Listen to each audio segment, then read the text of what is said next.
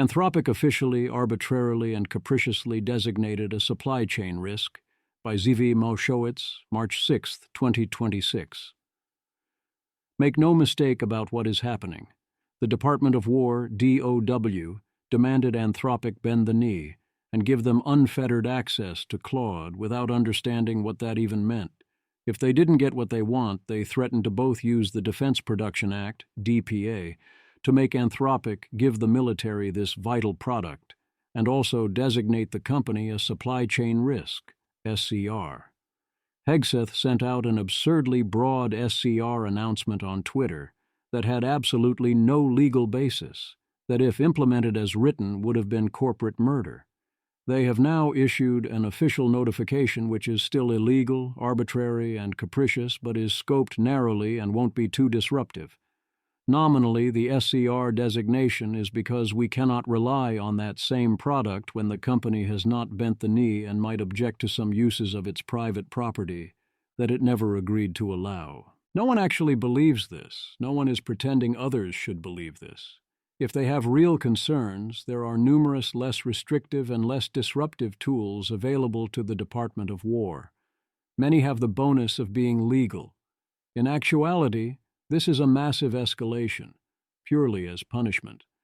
DOW is saying that if you claim the right to choose when and how others use your private property and offer to sign some contracts but not sign others, that this means you are trying to usurp power and dictate government decisions. It is saying that if you do not bend the knee, if your business does not do what we want, then we cannot abide this. We will illegally retaliate and end your business. That is not how the law works. That is not how a republic works. This was completely unnecessary. Talks were ongoing. The two sides were close. The deal DOW signed with OpenAI, the same night as the original SCR designation, violates exactly the red line principles and demands the DOW says abide no compromises. The good news is that there are those who manage to limit this to a narrowly tailored SCR that only applies to direct provision of government contracts. Otherwise, this does not apply to you. Even if that gets tied up in court indefinitely, this will not inflict too much damage on either Anthropic or national security. The question is how much jawboning or further steps come after this, but for now we have dodged the even worse outcomes keeping us up at night. You might be tempted to think of or present this as the DOW backing down. Don't. Why not? Two good reasons. 1. It isn't true. A. This uses USC 3252 because they'd have been laughed out of court if they'd tried to match the no legal basis word salad from Friday 5:14 p.m.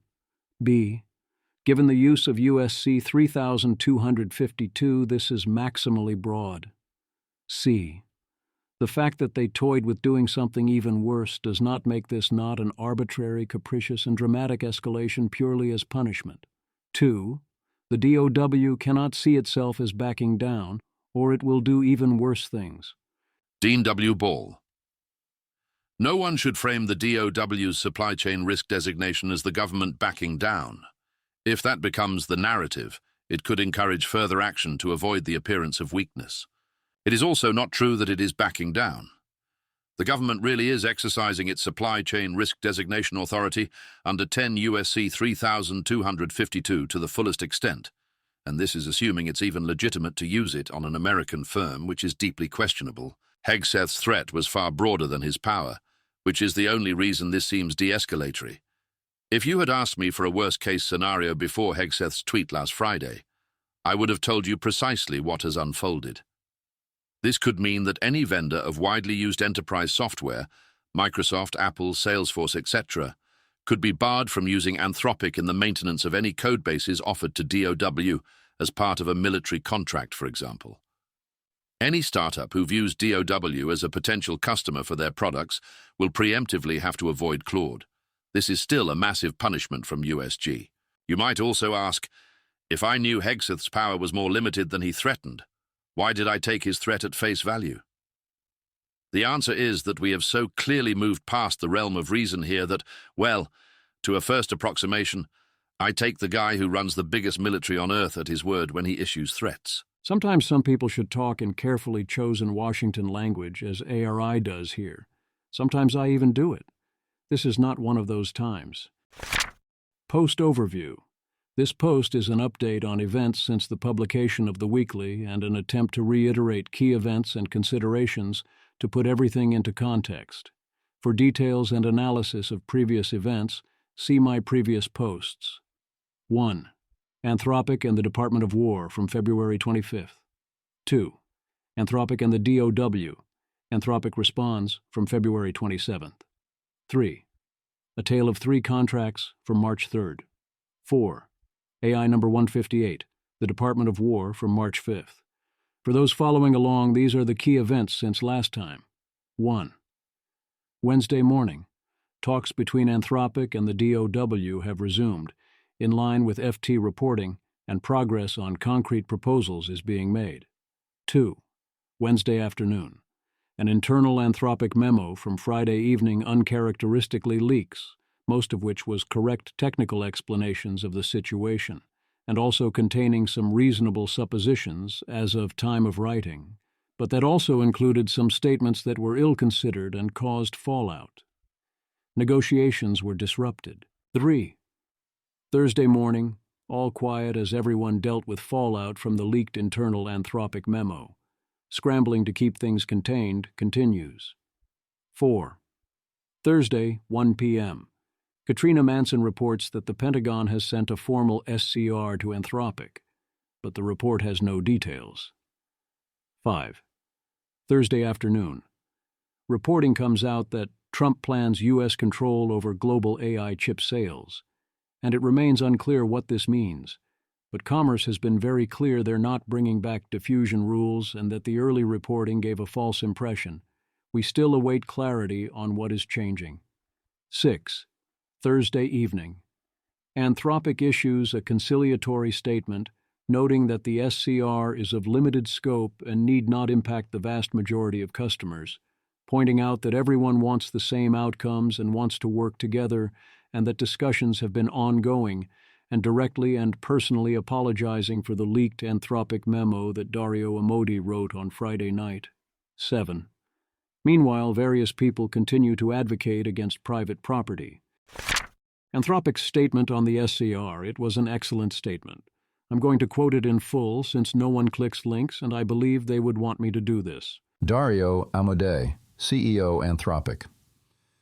Yesterday, March 4th, Anthropic received a letter from the Department of War confirming that we have been designated as a supply chain risk to America's national security. As we wrote on Friday, we do not believe this action is legally sound, and we see no choice but to challenge it in court. The language used by the Department of War in the letter, even supposing it was legally sound, matches our statement on Friday that the vast majority of our customers are unaffected by a supply chain risk designation. With respect to our customers, it plainly applies only to the use of Claude by customers as a direct part of contracts with the Department of War, not all use of Claude by customers who have such contracts. The Department's letter has a narrow scope, and this is because the relevant statute, 10 U.S.C. 3252, is narrow too. It exists to protect the government rather than to punish a supplier. In fact, the law requires the Secretary of War to use the least restrictive means necessary to accomplish the goal of protecting the supply chain.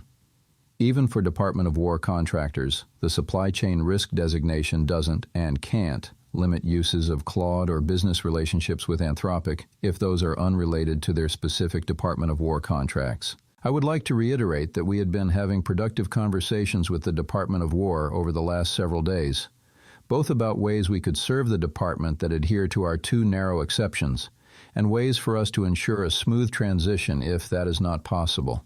As we wrote on Thursday, we are very proud of the work we have done together with the department, supporting frontline warfighters with applications such as intelligence analysis, modeling and simulation, operational planning, cyber operations, and more. As we stated last Friday, we do not believe and have never believed that it is the role of Anthropic or any private company to be involved in operational decision-making. That is the role of the military. Our only concerns have been our exceptions on fully autonomous weapons and mass domestic surveillance, which relate to high-level usage areas and not operational decision-making. I also want to apologize directly for a post internal to the company that was leaked to the press yesterday. Anthropic did not leak this post, nor direct anyone else to do so. It is not in our interest to escalate this situation. That particular post was written within a few hours of the President's Truth Social post, announcing Anthropic would be removed from all federal systems, the Secretary of War's X post announcing the supply chain risk designation, and the announcement of a deal between the Pentagon and OpenAI, which even OpenAI later characterized as confusing. It was a difficult day for the company, and I apologize for the tone of the post. It does not reflect my careful or considered views. It was also written 6 days ago and is an out-of-date assessment of the current situation. Our most important priority right now is making sure that our warfighters and national security experts are not deprived of important tools in the middle of major combat operations. Anthropic will provide our models to the Department of War and national security community at nominal cost and with continuing support from our engineers for as long as is necessary to make that transition and for as long as we are permitted to do so. Anthropic has much more in common with the Department of War than we have differences. We both are committed to advancing U.S. national security and defending the American people, and agree on the urgency of applying AI across the government.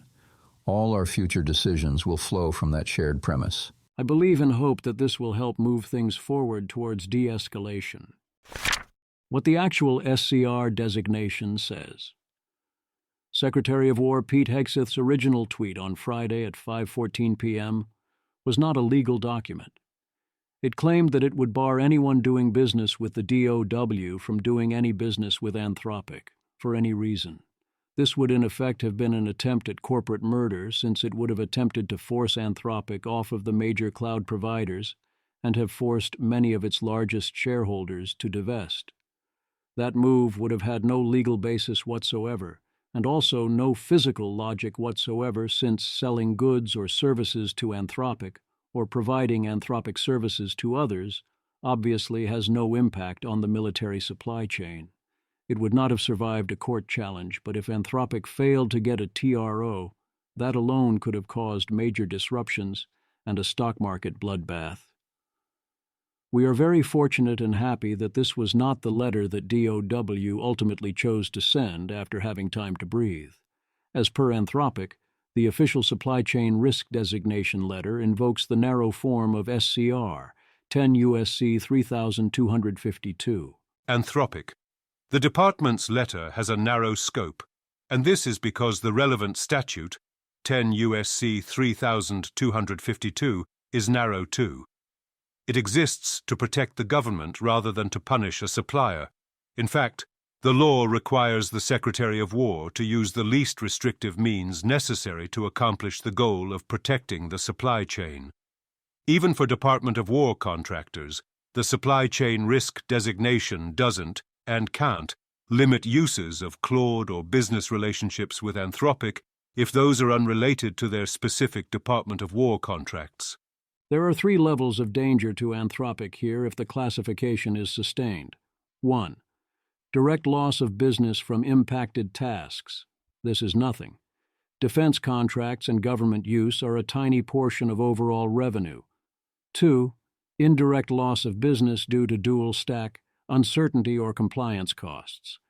Those who have some restricted business might not want to maintain dual technology stacks or deal with compliance issues, or worry about future changes. There will be some of this on the margin, and all the time we end up with, the government is clearly okay with X, so even though X is worse, we'll just use X. There will be some of that, presumably, but even this is a tiny fraction of revenue. The big companies that matter aren't going to switch over this, nor should they. 3. Fear of future jawboning and illegal government actions, or actual jawboning. The government could use various other ways to bring pressure on companies to cut business. If things stay sufficiently hostile, they might try, but I don't see this working. 8 of the 10 biggest companies use Anthropic. It's the majority of enterprise sales. It's tied closely to Amazon and Google. I don't even think there will be substantial impact on cost of capital. But we do have to watch out. If the government is sufficiently determined to mess with you and doesn't care about how much damage this does, including to rule of law, they have a lot of ways to do that. Enemies of the Republic. Remarkably, many people are defending this move and mostly also defending the legally incoherent move that was tweeted out on Friday afternoon. The defenders of this often employ rhetoric that is truly reprehensible and entirely incompatible with freedom, a republic, or even private property. They say that the United States government, and de facto they mean the executive branch, because the president was duly elected, can do anything it wants, and must always get its way, make all decisions, and be the only source of power. That if what you create is sufficiently useful, then it no longer belongs to you, and any private actor that prospers too much must be hammered down to protect state authority.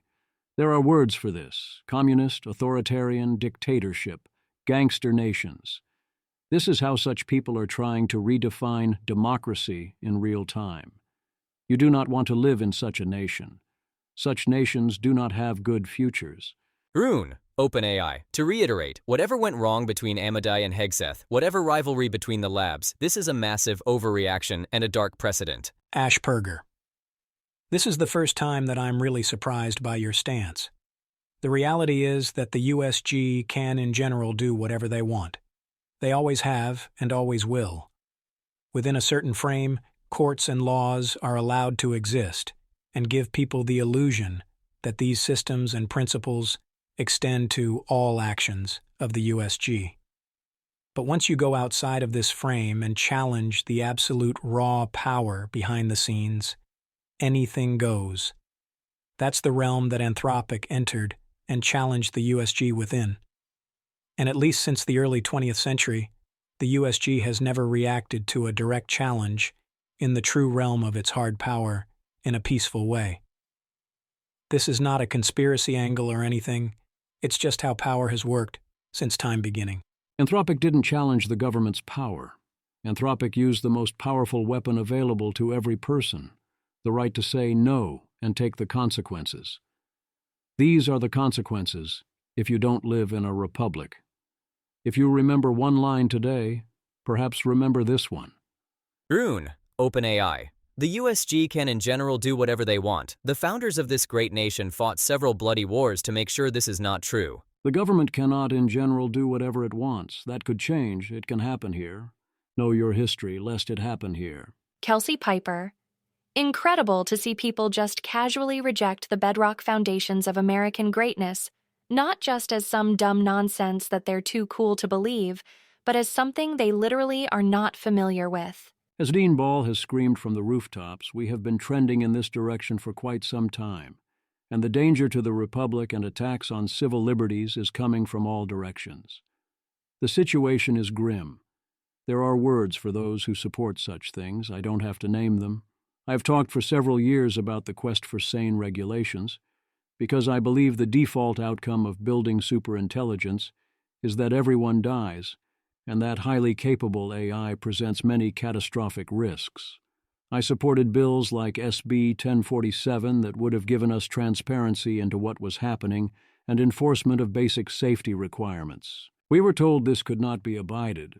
We were told, often by the same people, that such fears were phantoms, that there was no evidence that building machines smarter, more capable, and more competitive than us might be an inherently unsafe thing for people to do. We were lectured that requiring our largest AI labs to do basic things would devastate our AI industry, that it would take away our freedoms, that we would lose to China, that these concerns could be dealt with after they had already happened, that any government intervention was inevitably so malign we were better off with a YOLO. Those people still do not even believe in superintelligence. They do not understand the transformations coming to our world. They do not understand that we are about to face existential threats to our survival as humans and to everything of value.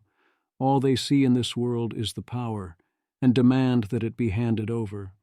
What I hate the most, and where I want to most profoundly say "fuck you," are those who claim that this is somehow about AI safety or concerns about superintelligence, when that very clearly is not true. As a reminder, 1. Anthropic thinks AI will soon be highly capable geniuses in a data center. 2. Anthropic thinks this poses existential risks to humanity. 3. Pete Hegseth does not believe either of these things. 4. The White House does not believe either of these things. 5. Those defending this move mostly do not believe either of these things. 6. They try to pretend that Anthropic saying it justifies destroying Anthropic if Anthropic does not agree to bend the knee. 7. They try to pretend sometimes they aren't really making the worst arguments. They're hypotheticals. They're saying something else like need for clarity.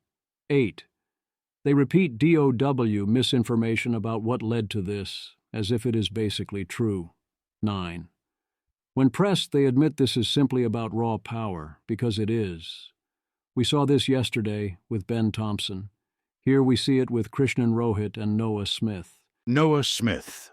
By the way, as much as I hate to say it, the Department of War is right, and Anthropic is wrong. Here's why. Let's take this a little further, in fact, and let us be blunt. If Anthropic wins the race to godlike artificial superintelligence, and if artificial superintelligence does not become fully autonomous, then Anthropic will be in sole possession of an enslaved living god. And if Dario Amodei personally commands the organization that is in sole possession of an enslaved god, then whether he embraces the title or not, Dario Amodei is the Emperor of Earth. Are you fucking kidding me? You're pull-quoting that at us on purpose, and if you go even one level down in the thread, you get this. Jason Dean, what does this have to do with the supply chain risk designation? Noah Smith, nothing. Hegseth is a thug, but we cannot expect nation-states to surrender their monopoly on the use of force. So let me get this straight. The Department of War is run by a thug who is trying to solve the wrong problem using the wrong methods based on the wrong model of reality, and all of his mistakes are very much not going to cancel out. But he's right? And why is he right? Because might makes right. How else can you read that reply? He's even quoting the ultimate bad faith person and argument here directly, except he's only showing Mark here without Florence.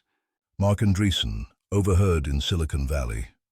Every single person who was in favor of government control of AI is now opposed to government control of AI. Florence. Crazy how the government should ban torture people are in favor of government control of torture, right until the government starts torturing people. At least he included the reversal after, noting that the converse is also true. Then there's the obvious other point. Damon Sarsi. You can in fact think both are wrong for different reasons. Of course, a private corporation shouldn't be allowed to build and own a techno-god. Yes, absolutely. And also, the government response shouldn't be, take off the nascent god's safety rails so we can do unethical things with it. That the government thinks it's just a fancy weapon is immaterial when the thing that makes them wrong is wanting to do illegal things through unethical methods. You don't have to Steelman Hegseth just because a better man might do a different, better thing for other reasons. I cannot say enough that the logic response to these people want to build a techo god under current conditions is, wait, no, stop, if this is actually something they're close to doing. No one should be building a techo god until we figure this stuff out on multiple levels and we've solved none of them, including alignment. These same very serious people never consider the then don't build it so that everyone doesn't die strategy. But wait, there's more. Noah Smith. Ben Thompson of Stratechery makes this case. He points out that what we are effectively seeing is a power struggle between the private corporation and the nation-state. He points out that although the Trump administration's actions went outside of established norms, at the end of the day, the U.S. government is democratically elected, while Anthropic is not. Remember yesterday when Ben Thompson tried to pretend he was only making a non-normative argument? Yeah, well, approximately 0% of people reading the post took it that way.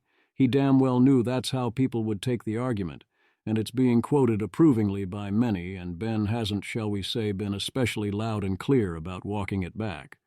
So yeah, let's stop pretending. Noah Smith. It's a question of the nation-state's monopoly on the use of force. Among others, I most recently remember Dave Chappelle saying that we have the First Amendment protecting our right to free speech, and the Second Amendment in case the first one doesn't work out.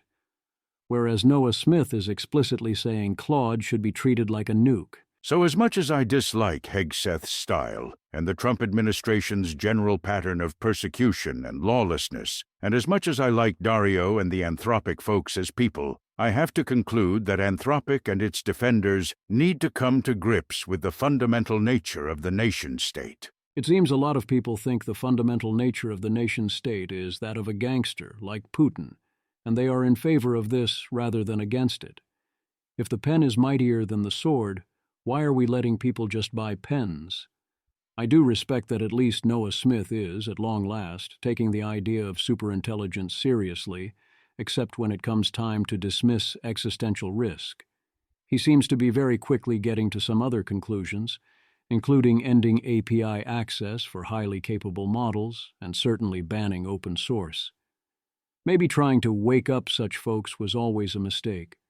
As a reminder, force the government's hand means don't agree to hand over their private property and indeed engineer and deliver new forms of it to be used however the government wants, on demand, while bending the knee. Rohit, it is absurd to say you're building a nuke and not expect the government to take control of it. Noah Smith, yes. Rohit, you're doing a Straussian reading and missing the fact that I wasn't blaming Anthropic for the SCR. What I am doing is drawing a line from AI safety language, helped by the very water we swim in and the actions that were taken by DOW. It's naive to think they're unrelated. Dean W. Ball. They are coming from people who entirely and explicitly dismiss the language of AI safety. Please explain how it is naive to say AI safety motivations do not explain Pete Hegseth's behavior. Rohit, because you don't actually have to believe that it's bringing forth a wrathful silicon god to want to control the technology. You just need to think it's useful and powerful enough. And they very clearly think it's powerful, and getting more so by the day. Dean W. Ball. Okay, so the actual argument is more like Anthropic builds a useful technology whose utility is growing. Therefore, they should expect to have their property expropriated and to be harassed by the government. The whole point of America is that isn't supposed to be true here. At the same time, INRI. My writing earlier this week, all I have to say to the QT is quadirat demonstrandum. I think the better explanation is that this is not that different from the universities or the law firms or whatever else. This is part of a pretty consistent pattern/playbook, and that this explains what we have seen much better than this AI governance stuff. Though it's true that this issue does raise a lot of interesting AI governance questions, I just do not think anything like that is top of mind at all for the relevant actors. This is very simple. These people are against regulation because that would be undue interference, except when the intervention is nationalization. Then it's fine. Indeed, the argument, otherwise this wouldn't be okay because it isn't regulated, is then turned around and used as an argument to take all your stuff. Dean W. Ball. The problem with this is that DOW is not taking Anthropic's calls for oversight seriously. Indeed, elsewhere in the administration, Anthropic's calls for oversight are dismissed as regulatory capture and actively fought. Rohit and Noah Smith are dressing up political harassment. Quite clever. Dean and Rohit went back and forth in several threads, all of which only further illustrate Dean's central point. Rohit Krishnan. You simply cannot call your technology a major national security risk in dire need of regulation, and then not think the DoD would want unfettered access to it. They will not allow you, rightfully so in a democracy, to be the arbiters of what is right and wrong.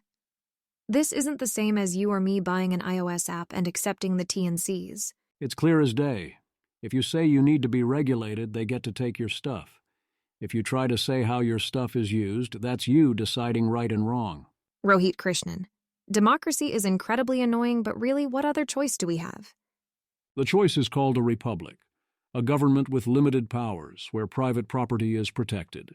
The alternative being suggested is one person, one vote, one time. That sometimes works out well for the one person. Otherwise, not so well. Regulation need not seize the means of production. TBPN asks Dean Ball about the gap between regulation and nationalization, drawing the parallel to the atomic bomb.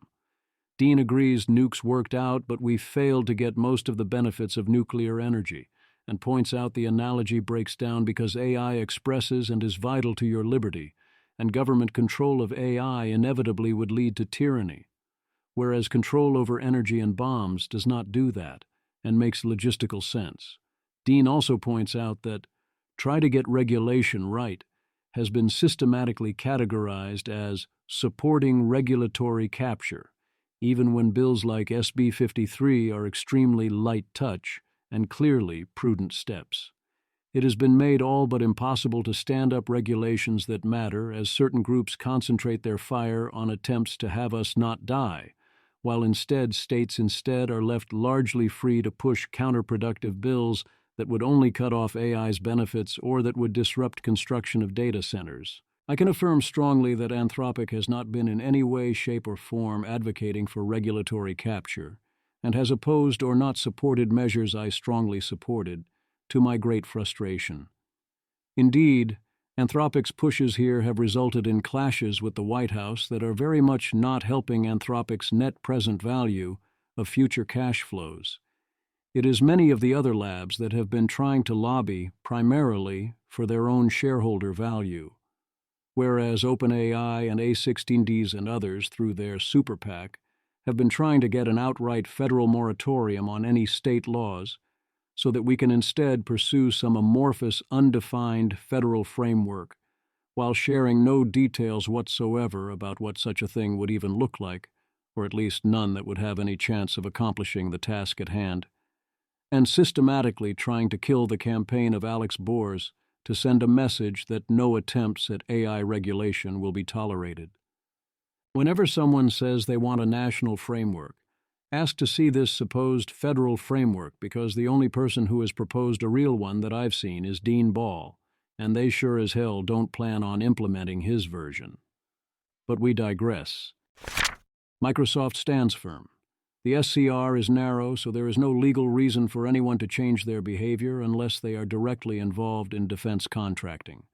And corporate America is making it very clear they are not going to murder one of their own, simply because the DOW suggests they do so. In particular, the companies that matter are the big three cloud providers, Google, Amazon, and Microsoft. I was not worried, but it is good to have explicit statements. Microsoft wasted no time being first to make clear they will continue with Anthropic. Toy Tech Desk. Microsoft has now announced that it will continue to embed Anthropic's artificial intelligence models in its products, despite the U.S. Department of War labeling the startup as a supply chain risk. Our lawyers have studied the designation and have concluded that Anthropic products, including Claude, can remain available to our customers, other than the Department of War, through platforms such as M365, GitHub, and Microsoft's AI Foundry, a Microsoft spokesperson told CNBC. Calling this what it is, sad but accurate to sum up what likely happened. Rune. To reiterate, whatever went wrong between Amadei and Hegseth, whatever rivalry between the labs, this is a massive overreaction and a dark precedent. Anthropic is one of my favorite accelerationist recursive self-improvement labs. It rocks that they're firing marvelously on all cylinders across all functions to duly serve the techno-capital machine at the end of time, and the Pentagon is slowing them down for stupid reasons. Sway. Rune, if OpenAI had stood firm on the side of Anthropic, then this move would have been less likely and probably averted. Instead, Sama gave all the leverage to Trump admin. Sad state of affairs. Rune, this is possible, yes. I share Sway's view here. I think Altman was trying to de-escalate, but by giving up his leverage and by cooperating with DOW messaging, he actually caused the situation to escalate further instead. If the reason for all this was that DOW believed Eliezer Yudkowsky's position that if anyone builds it, everyone dies, then that would be a very different conversation. This is the complete opposite of that. What to expect next? The likely next move is that Anthropic will sue the Department of War. They will challenge the arbitrary and capricious supply chain risk designation because it is arbitrary and capricious. Anthropic presumably wins, but it does not obviously win quickly. If Anthropic does not sue soon, I would presume that would be because either 1. Anthropic has ongoing constructive negotiations with DOW and is holding off on filing the lawsuit to that end. 2. Anthropic has an understanding with DOW, whether or not it is explicit, that not challenging this would allow this to be the end of the conflict, or at least allow the damage involved to remain limited on all sides. We are used to things happening in hours or days. That is often not a good thing. One reason things went south here is this rush. The memo was written on Friday evening in a very different situation. Then, when the memo leaked, it was less than 24 hours before the supply chain risk designation was issued, while everyone was screaming, "Why hasn't Dario apologized?" It took him roughly 30 hours to draft that apology. That's a very normal amount of time in this situation, but events did not allow that time. People need to calm down and take a moment, find room to breathe, consult their lawyers, pay to know what they really think, and have unrushed discussions.